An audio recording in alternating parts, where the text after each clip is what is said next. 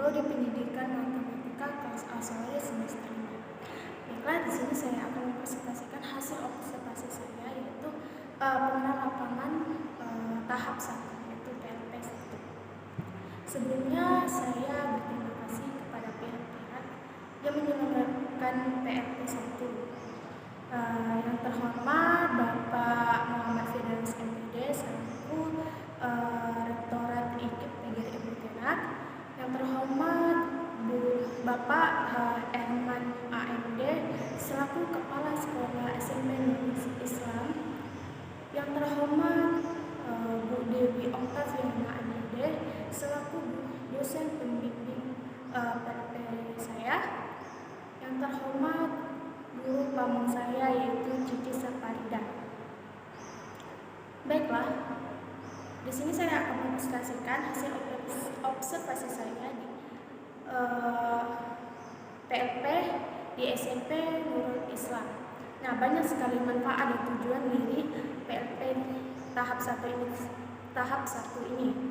Contohnya, yang pertama, tujuan PLP 1 ini adalah pengamatan kultur sekolah. Yang kedua adalah pengamatan struktur organisasi tata cara di sekolah. Yang ketiga adalah peraturan dan tata tertib sekolah. Yang keempat adalah pengamatan kegiatan-kegiatan di sekolah, misalnya seperti upacara, ekstrakurikuler, dan banyak kegiatan lainnya. Tujuan selanjutnya adalah pengamatan kegiatan-kegiatan rutin berupa ekskul.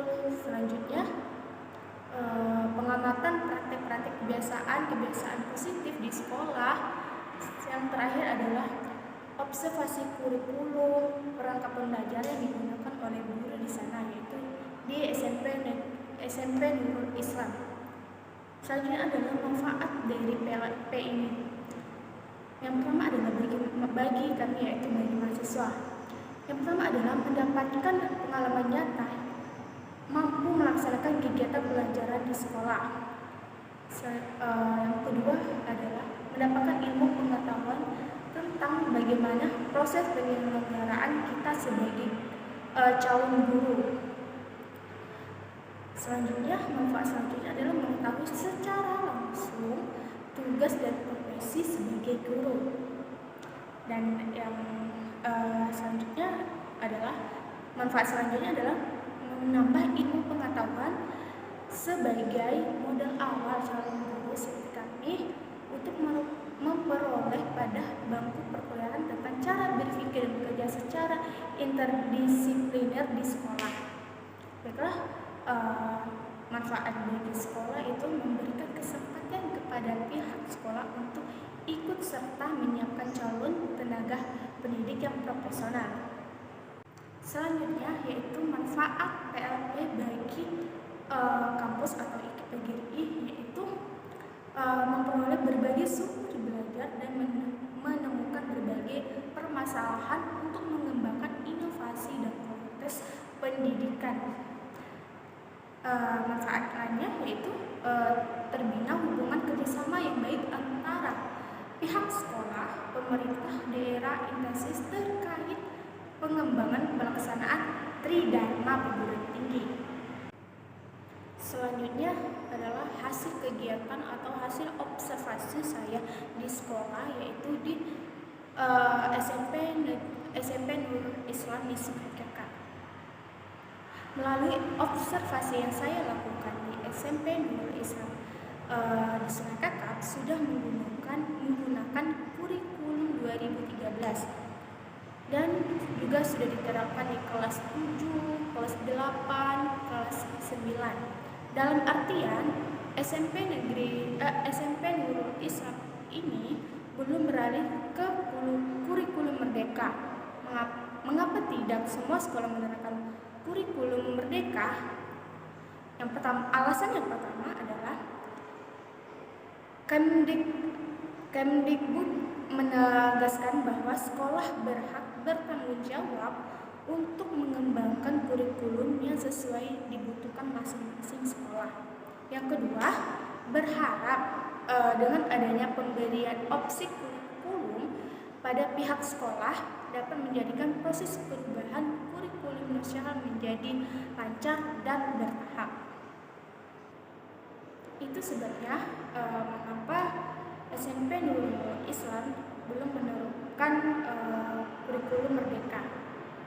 Nah, selain itu dalam perencanaan pembelajaran juga dilakukan penyiapan media sumber belajar, perangkat penilaian, dan skenario pembelajaran.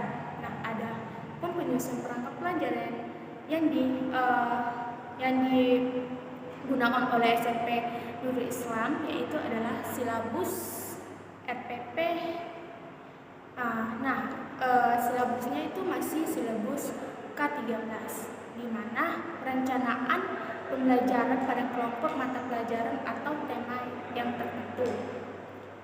Dalam pengembangan silabus dan ada beberapa prinsip yang harus diperhatikan, yaitu seperti ilmiah, relevan, sistematis, konsisten, memadai, terus aktual dan fleksibel. Nah, itulah yang terdapat dalam silabus yang digunakan dalam pembelajaran di SMP Nurul Islam Sumatera.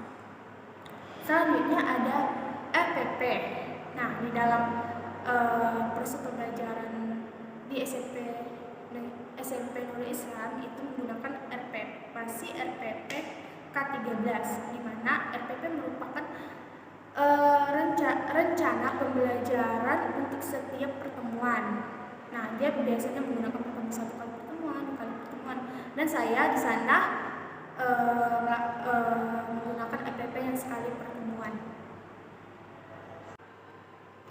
Dalam penilaian kurikulum 2013, SMP Nurul Islam lebih menerapkan penilaian dengan terarah pada setiap sikap siswa, keterampilan siswa, dan pengetahuan siswa. Baiklah, selanjutnya yaitu pengamatan kultur sekolah, yaitu yang pertama adalah kegiatan 5S, yaitu senyum, sapa, salam, dan sopan. Nah, di SMP Nurul Islam menerapkan kegiatan 5S ini, di mana seluruh warga sekolah di sini saling bertegur sapa, memberikan senyum, sopan santun kepada guru dan teman dan orang yang ada di lingkungan sekolah. Selanjutnya yaitu pengondisian awal belajar, yaitu guru mata pelajaran akan masuk ke kelas dan membimbing siswa untuk membaca doa sebelum melakukan pembelajaran. Di SMP Nurul Islam melakukan upacara bendera setiap hari Senin, dan anggota paskibranya dilakukan secara bergantian setiap minggunya. Selanjutnya adalah penggunaan seragam sekolah, di mana hari Senin dan Selasa itu menggunakan putih dan rok atau celana bagi laki-laki, yaitu celana SMP yaitu berwarna biru. Untuk hari Selasa dan Rabu itu menggunakan putih. Untuk hari Jumat dan Sabtu menggunakan pakaian pramuka. Selanjutnya yaitu anjuran menjaga kebersihan, di mana aturan menjaga kebersihan tersedia di sekolah sudah menyediakan tempat buang sampah, sehingga dianjurkan untuk siswa-siswanya untuk membuang sampah pada tempatnya. Selanjutnya itu anjuran menjaga ketenangan. Nah, sudah diterapkan anjuran menjaga ketenangan sehingga lingkungan yang tercipta adalah lingkungan yang tenang dan aman. Yang ketujuh yaitu memanfaatkan waktu. Jika memasuki waktu istirahat pertama, beberapa siswa bisa melakukan apa saja seperti makan dan lain-lain. Nah, istirahat kedua yaitu siswa-siswi dianjurkan untuk pergi ke masjid untuk sholat. Yang kedelapan adalah terciptanya suasana yang tenang dan nyaman untuk belajar. Di SMP Nurul Islam sudah tercipta suasana yang tenang dan nyaman untuk belajar, seperti halnya saat jam pelajaran yang sudah dimulai. Suasana yang tenang membuat peserta didik dapat fokus untuk belajar. Selanjutnya adalah suasana di sekolah yang sangat menyenangkan. Suasana belajar di lingkungan sekolah sangat menyenangkan bagi peserta didik.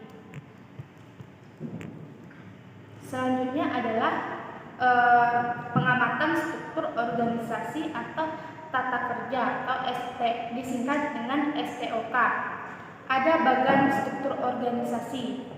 Di SMP Nurul Islam Sungai Kakap memiliki struktur organisasi sekolah dan struktur tersebut tercantum di ruangan kepala sekolah. Yang kedua adalah ada deskripsi tugas masing-masing komponen organisasi. Di SMP Nurul Islam memiliki deskripsi tugas setiap masing-masing komponen organisasi dan terdapat di ruangan kepala sekolah. Selanjutnya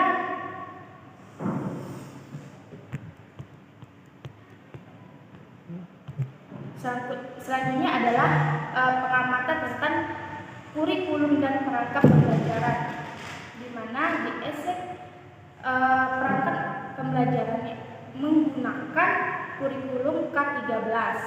Nah, silabusnya itu juga menggunakan kurikulum 2013 untuk siswa dari kelas 7 dan kelas sampai dengan kelas 9.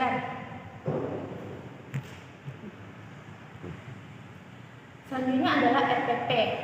Nah, RPP yang digunakan di SMP Nurul Islam itu menggunakan RPP K13.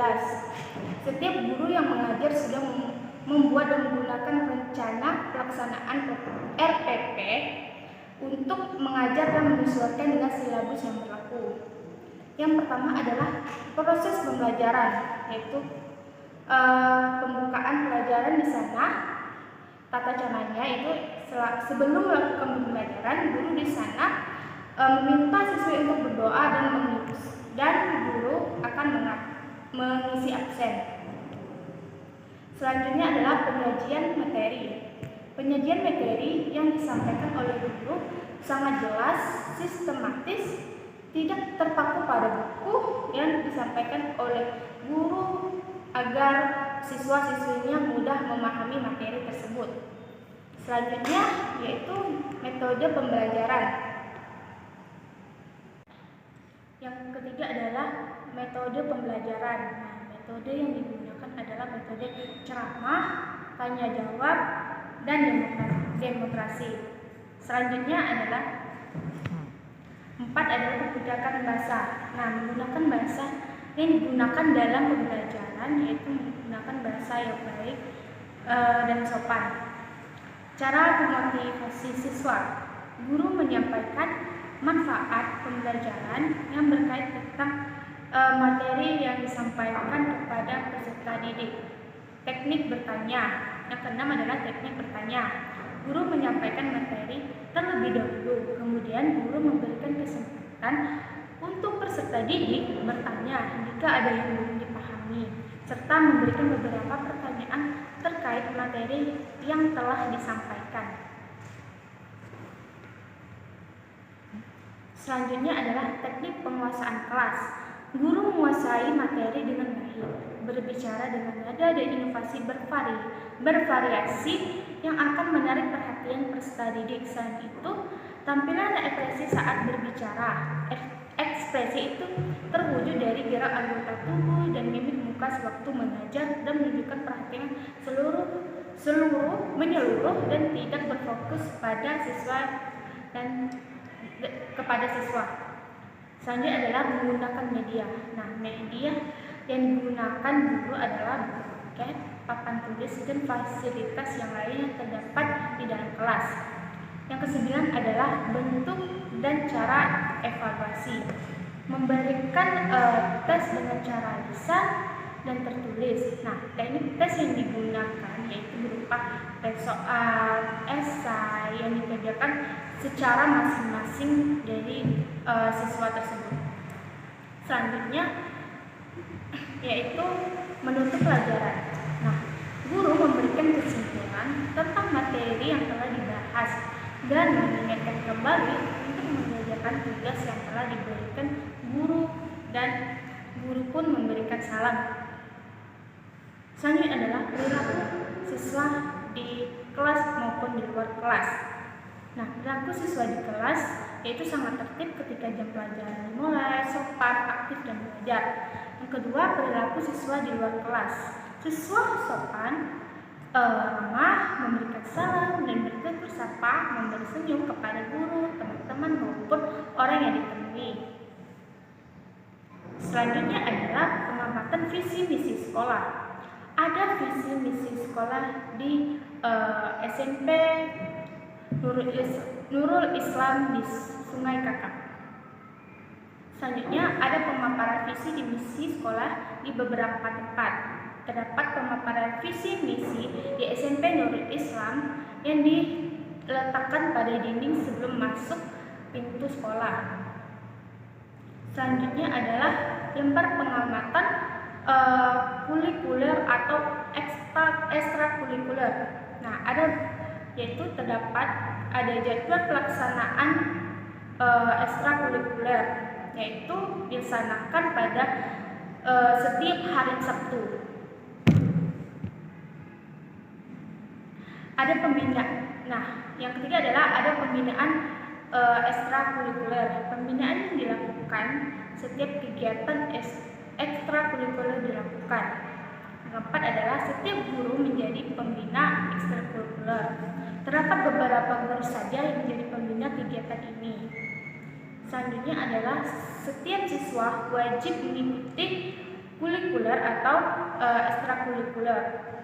Di SMP Nurul Islam terdapat kegiatan ekstrakurikuler yang wajib untuk diikuti serta peserta didik kurikuler pilihan sesuai dengan minat dan bakat peserta didik. Selanjutnya yaitu refleksi. Di SMP Nurul Islam merupakan sekolah Islam swasta yang dikategorikan sekolah yang menyenangkan. Baiklah, kesimpulan pengenalan lapangan sekolah tahap 1 ialah PP yang saya lakukan di SMP Nurul Islam, yaitu berada di Palang 7 Sungai Kakap, adalah sekolah swasta yang menerapkan kurikulum K13 dan serta menggunakan silabus pembelajaran yang dibuat oleh setiap guru mata pelajaran. Baik, terdapat saran, yaitu keberhasilan pelaksanaan pengenalan lapangan persekolahan tahap 1 merupakan tanggung jawab bersama antara mahasiswa, pihak sekolah, dan pihak IKIP PGRI Pontianak. Oleh karena itu, meningkatkan hubungan yang harmonis antara semua komponen yang terlibat di dalamnya, dalam arti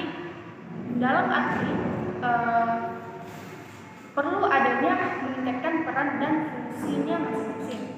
Baiklah, itu saja yang dapat saya sampaikan. Kurang lebihnya mohon maaf.